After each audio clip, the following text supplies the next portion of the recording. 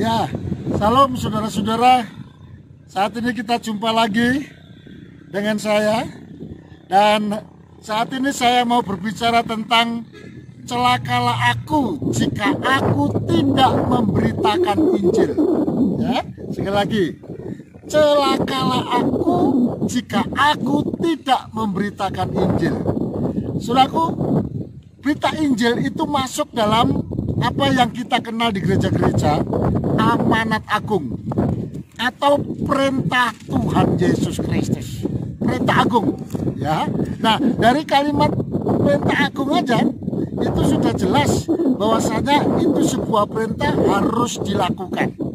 Maka itu cocok kalau tema kita saat ini, celakalah aku jika aku tidak memberitakan Injil, ya. Nah, amanat agung itu apa katanya? Ditulis begini dalam Matius pada pasal 28 ayat 19 dan ayat yang ke-20.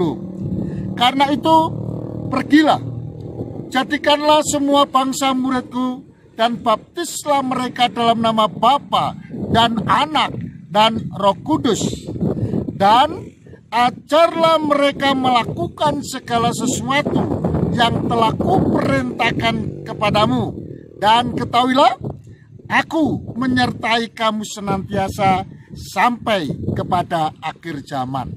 Saudaraku, memberitakan Injil itu tidak semudah yang kita bayangkan. Ada tantangan, ada penolakan, bahkan ada hinaan dan lain sebagainya. Ancaman terutama itu, saudara-saudaraku yang kasih. Tapi Tuhan Yesus sudah berjanji kepada kita, aku akan menyertai engkau. Nah, saudara-saudaraku yang kasih, maka itu tidak perlu kita takut, ya. Apalagi saudara, kalau kita tidak memberitakan Injil, sudah tahu orang itu tidak akan masuk surga nantinya. Sudah tahu mereka hidupnya tidak benar.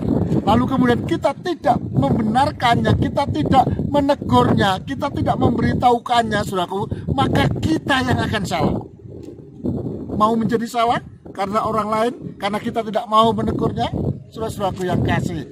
Dan kalau kita menegurnya, itu yang Tuhan mau, saudara-saudaraku yang kasih. Coba kita lihat, saudaraku yang kasih, dalam firman Tuhan yang tercatat di dalam Yeskiel pada pasal yang ketiga ayat 18 dikatakan begini. Kalau aku berfirman kepada orang jahat, engkau pasti dihukum mati. Dan engkau tidak memperingatkan dia atau tidak berkata apa-apa untuk memperingatkan orang jahat itu dari hidupnya yang jahat, supaya ia tetap hidup. Orang jahat itu akan mati dalam kesalahannya, tetapi aku akan menuntut pertanggungan jawab atas nyawanya daripadamu. Jadi kalau kita tidak memberitakan kebenaran kepada orang yang salah, kalau orang yang salah itu mati dalam kesalahannya, Tuhan tuntut sama kita. Bukan sama yang mati, Tuhan tuntut nyawanya. Kita yang menjadi korbannya jadinya, kan? Maka itu saudara-saudaraku yang kasih, tetap ya menginjil, beritakan Injil. Ya, bukan hanya pendeta saja, bukan hanya menginjil, tapi semua umat yang mempercayai Yesus itu amanat diberikan, saudara-saudaraku yang kasih. Maka itu pada ayat yang ke-19, saudara, dikatakan begini, tetapi jikalau engkau memperingatkan orang jahat itu dan ia tidak berbalik dari kejahatannya dan dari hidupnya yang jahat, ia akan mati dalam kesalahannya, tetapi engkau telah menyelamatkan nyawamu.